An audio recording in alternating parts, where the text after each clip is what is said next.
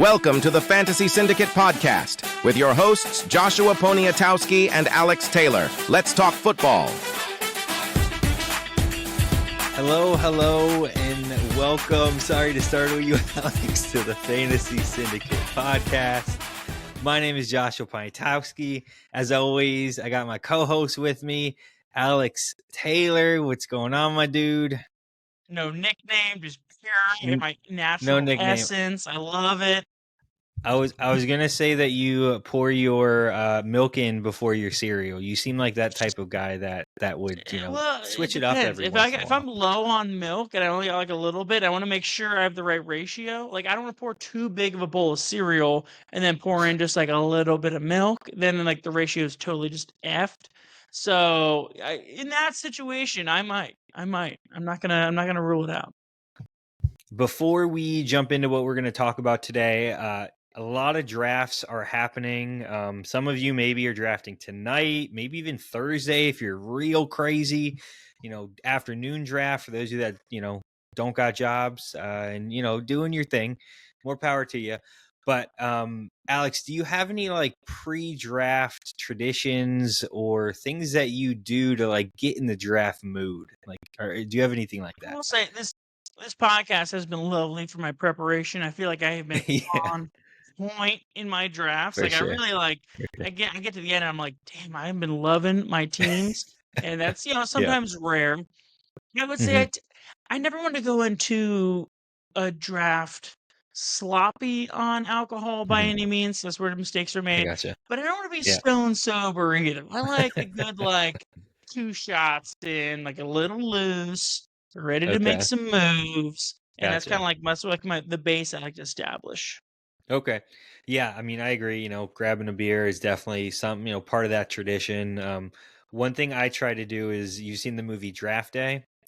I literally I watched Draft Kevin Day. Costner one?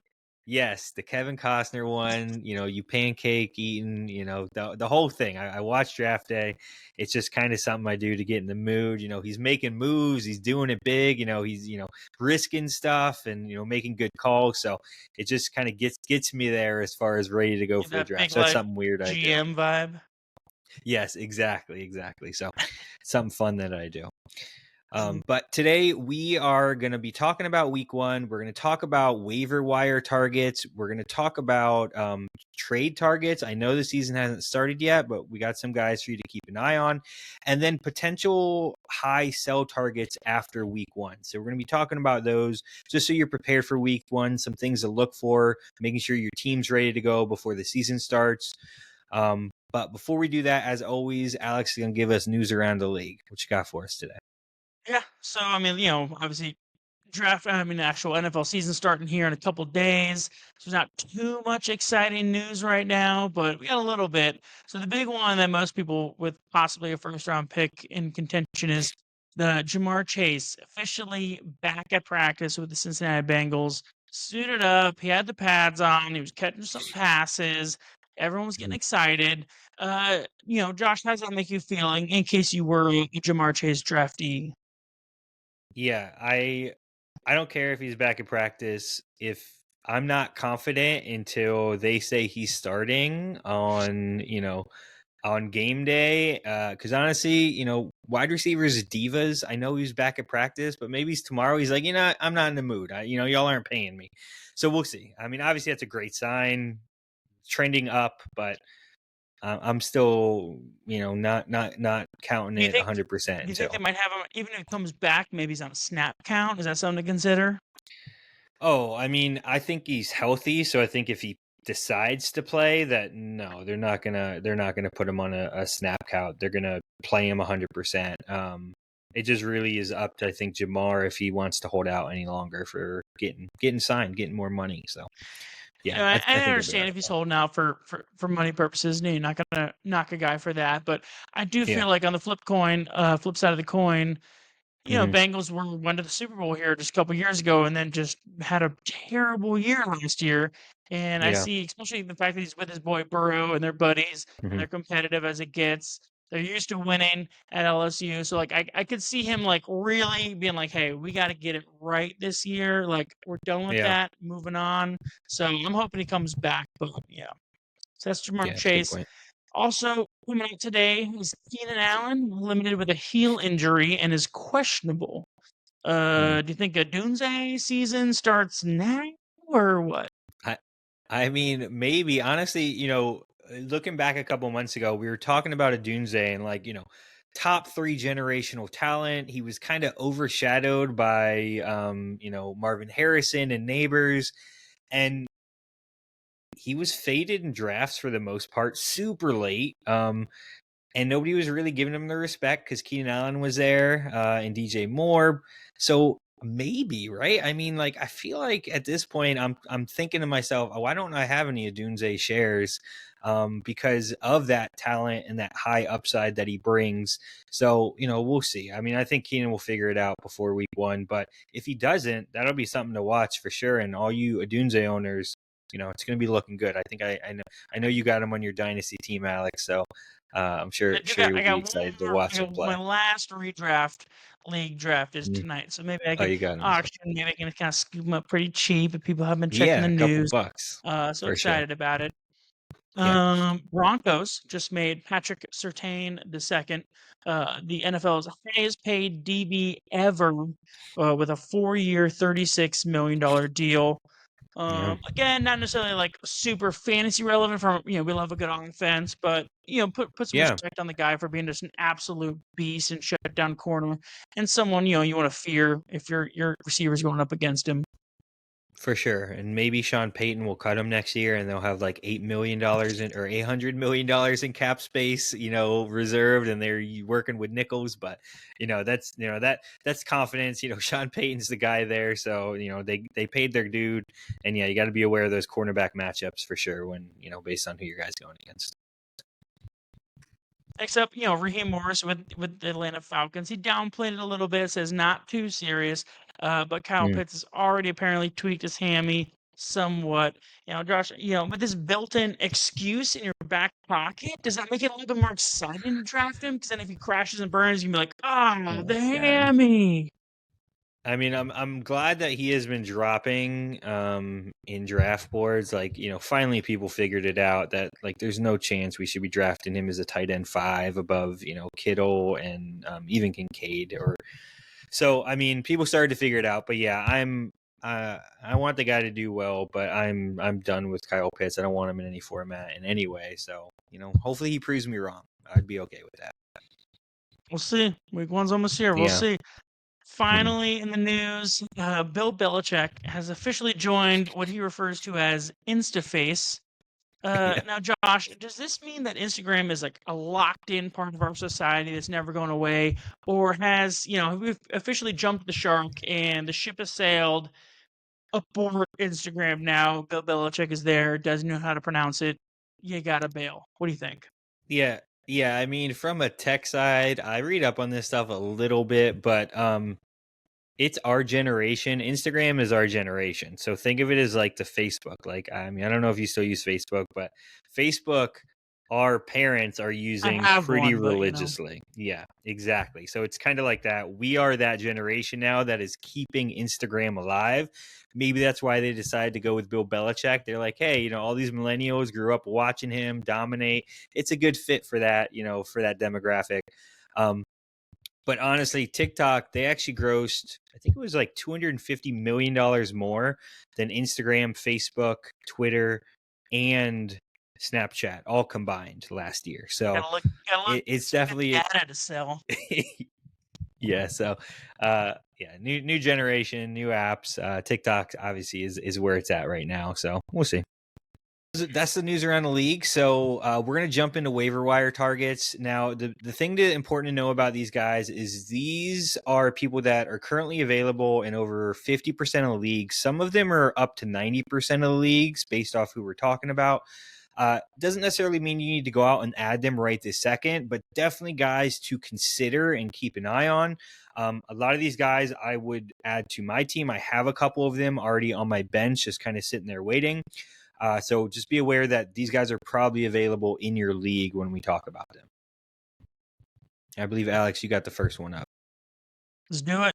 So my man is the new number 2 RB in San Francisco with the 49ers. That's going to be Jordan Mason. Elijah Mitchell, always been around, always kept getting hyped up, and then always getting hurt. And again, he's already placed on season-ending IR. CMC, obviously going 101, certified stud, but he does have his, his injury history behind him as well. Already has a soft tissue injury this preseason with his calf. Mason has had 43 carries, which isn't a lot, but he's been efficient with those carries. He's been averaging 5.6 yards per attempt, and it is a fresh, year 3 RB. So he's a guy who has become pretty much immediately a very valuable handcuff to own, especially if you're a CMC owner who's maybe concerned about the injury.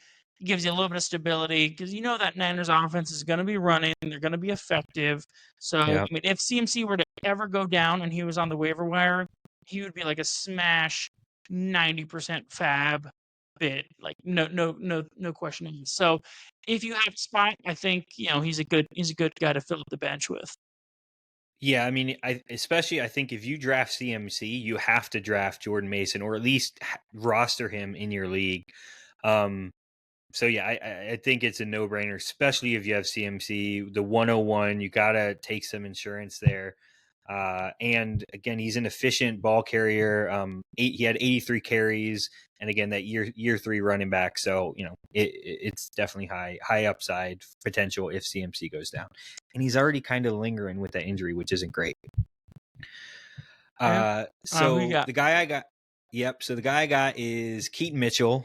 He is currently on the PUP list. He's on the Ravens. I haven't heard anybody talking about this guy. Last year, Keaton Mitchell was the most efficient running back. He was more efficient Devon Achane, yes, which is crazy. He averaged around 8.6, 8.7 yards per touch, which is insane. Even though Derrick Henry's in town, he should be on your IR spot if you have an IR spot open. There's no harm in rostering him. I know there's a lot of good IR options like Jonathan Brooks and TJ Hawkinson and stuff like that. So, but Chubb, he should be on your Chubb as well. Yep. Chubb is also an option, but I think Keaton Mitchell should be one of those guys that you're considering putting on IR if you have an option, just because of efficiency. Obviously the Ravens are going to run the ball, and Derrick Henry can't, well, I guess he could carry the ball every time the way he worked in Tennessee, but they might want to give him a break every once in a while for that year 2 running back was crazy efficient in year 1. So something to keep an eye on, and maybe roster early on before people catch wind of what's going on. Yeah, I don't know if I want to rule against Derrick Henry, keeping the pounding the rock, but he makes some good points. And I do have a league where I have an open IR spot. I'm kind of like thinking of who could I drop, add that won't get picked up. Then I can re-add. It's a little bit dangerous, but maybe I'll make that happen. But good idea. My next waiver I pick up is I'm gonna go a little homer here. My rookie, Jalen McMillan, coming out of Washington. He has, through preseason, solidified himself as the wide receiver 3 in Tampa. The Bucs have a new offensive coordinator, Liam Cohen, who runs he's in the McVay coaching tree, runs a lot of 3 wide receiver sets. In fact, so far in preseason, given we don't know if the playbook's going to be different in the regular season, but in preseason, the Bucs ran a 3 wide receiver set at the 3rd highest rate in the league. So I see Jalen McMillan. He's going to be playing on the outside because they're trying to move Chris Godwin back into the slot. So he's going to be playing a lot of snaps on the outside. I'm not sure if maybe, he's going to get a ton of targets early on. That might take a little bit of evolution, as his rookie year progresses. But I think if you're if you're weak at wide receiver, he's someone who pretty quickly you will be able to kind of know what his role is going to be and how effective he's going to be. So someone I'm excited about. Yeah, for sure. I mean, the fact and being a round 3 wide receiver and him being slotted into the starting lineup right away speaks volumes. From a dynasty format, even more so. I mean, most of the time when wide receivers are part of that 3 wide receiver set, especially from that McVay tree, they're seeing 70 plus targets a year. Tyler Boyd type of status. So maybe not anything super crazy, but definitely a guy worth keeping an eye on. Don't want to get crazy and say the next Puka, but if he or do we? But if he has the opportunity there, it's definitely worth watching, and maybe even throwing him on your bench if you got a deep wide receiver league and PPR, that kind of thing. So Yeah, I'm not gonna care about the Puka reference only because Cooper Kupp had been missed some time early on, and we still got a yeah, healthy Mike Evans, healthy Chris Godwin, yeah, bless the knees. yeah, But I think he'll be a quality contributor to a hopefully a pretty solid offense that for people are sure. sleeping on. So I'm going to go in a little bit different direction. You were looking at the young guy, the guy up and coming. I'm going to talk about the guy that is old as dirt, Zach Ertz, tight end number 1 in Washington. Ben Sitton. Everybody's been talking about the rookie, but nobody's been talking about Zach Ertz. And the rookie is like tight end 3 right now, I think, on the depth chart. So he's not in viable contention. Ertz, I know, is old, but he has been known to be a PPR machine. QBs, especially rookie QBs, like to rely on veteran presence. Also, big-bodied receivers. Zach Ertz is kind of big. He's going to be able to see him. I just think it's an easy target early on, especially if you need something that's too tight end dependent. I know you don't want to hear this, but Tampa Bay was one of the worst, top 3 last year, guarding against the tight ends. They average on a per game basis. They gave about 8.9 fantasy points, which doesn't sound like anything amazing. But again, if you're in a tight end premium league or you just punted the tight end position, could be a week 1 flyer for you, especially if you're desperate, and he's worth a look. I would feel comfortable starting Ertz in week 1 if I did not have any other tight end options. I'm talking after Jake Ferguson, the Turd Ferg, and maybe yeah. So no, I am fading Pat in all formats for sure. That's a whole nother discussion, but I'm not trusting Arthur Smith ever again, especially in got somebody from Pitts to Patty. I don't know if there's an upgrade there. So, but yeah, so Zach Ertz, that's the guy I like. Whatever the Ertz is okay. I don't mind the guy. He's reliable. He's been around forever. I'm not gonna hate on that pick. I am just gonna defend my Bucks guarding tight ends aspect a little bit. Okay. All right. Let's hear it. And that's because that's the reason we let go of god dang Devin White, the linebacker. He would make okay. if he was going at the quarterback or at like the running back, he would if he can go forward, he was insane. But if he had drop in coverage, he was terrible. He was so bad. That's why he gets a lot of hype from that Super Bowl run, and we had a great he had some amazing plays. But man, he was the biggest liability in coverage. So I mean, obviously, I don't know how the new linebackers are gonna do. We got to see how it all plays out. But him sucking at guarding tight ends is widely known and hated amongst Bucks fans. So I just want to chime in with that. All right, no, that's good. That's important to know for sure. So he's on the Eagles now, and he actually already got hurt, and he's supposed to miss game 1. And I was like, everyone was like, classic. Y'all were like, great. I'm glad we didn't re-sign this guy. Exactly. All right, so we're gonna roll into trade targets. Obviously the season hasn't started yet. It's still early. I am a trade type of guy, Alex. I know you like trading as well. So I'm always looking for a deal, but we gotta be careful, right? You drafted your players for a certain reason. You usually like to see week 1 unfold before you get a little too crazy, but there's one guy that I'm gonna preach on. But let's hear your Alex. Who you got? As far as before season trades, I don't do a ton in redraft. I love when it comes to dynasty. I'm a trading machine. I feel like it's easier to process value in long term formation. Redraft is just boom, who's gonna do good this next game, this next couple games or so. I'm a little bit more hesitant, and especially with having a very good, again, thinking I did quite well, quite happy with how I've been drafting. I haven't been looking too much about for any kind of trade action so far.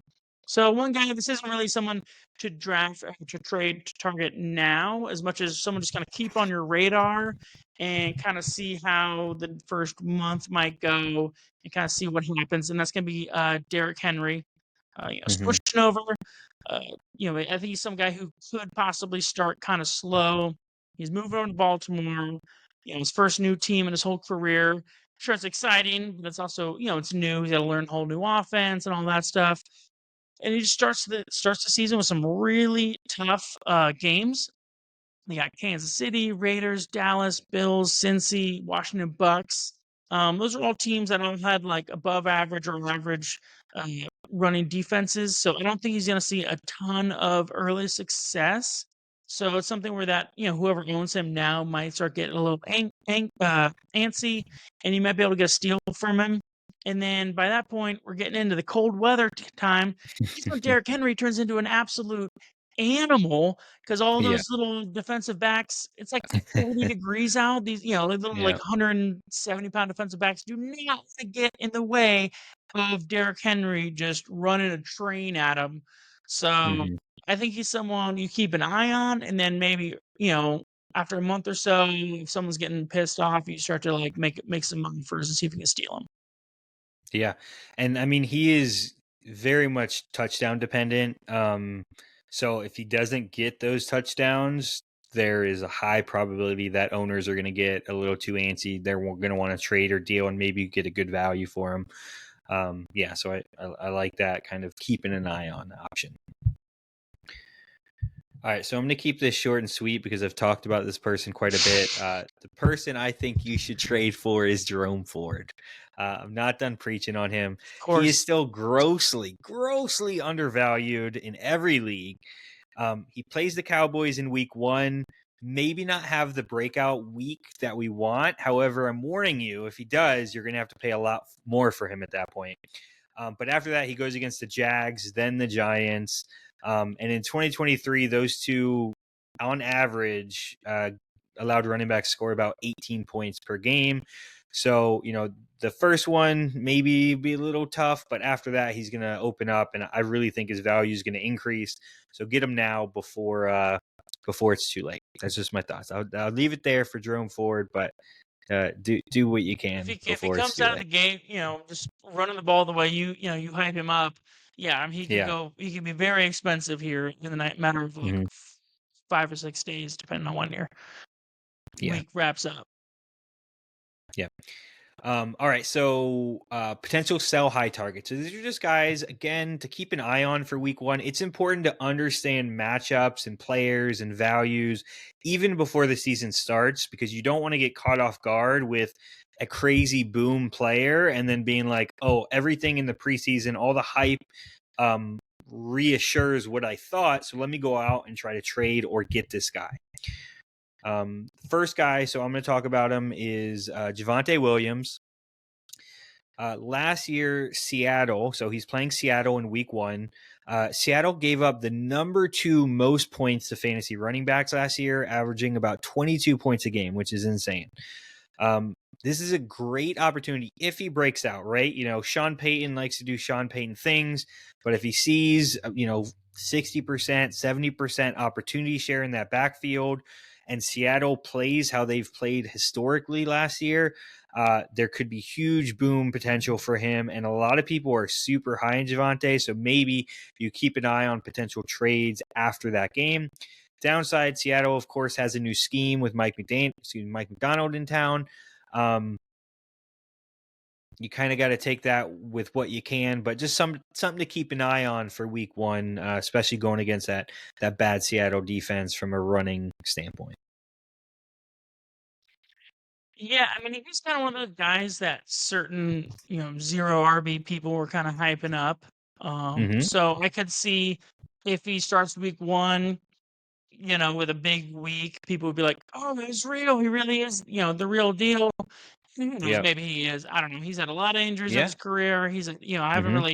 I have very little faith in him, but I feel like if he has a good blow up, like 2 touchdown, maybe like 100 yards on a touchdown game, you could probably ship him for a decent value. And Yeah. whether or not he maintains that with a rookie quarterback, not necessarily a great Mm-hmm. offense, not a great team overall. Like Yeah. it's hard to trust him really down the stretch. Mm-hmm. So yeah, it could I be agree. decent value there. For sure. Go get Jerome Ford after that. Just saying. Yeah. I mean, especially week 1, if Ford's up against Cowboys and doesn't really get much going on. So, I mean, you probably get Ford and something. I mean, if Javonte has a good week 1 and Ford has a bad week 1, you could probably get like a more than just Jerome Ford, but maybe do like a 2v2 package and make something happen. All right, so my possible sell high target. This is maybe a little bold because this is a guy shooting up draft boards. Sensational rookie, but not Marvin Harrison Jr.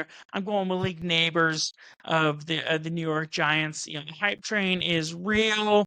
He's been looking great in preseason, making some awesome catches.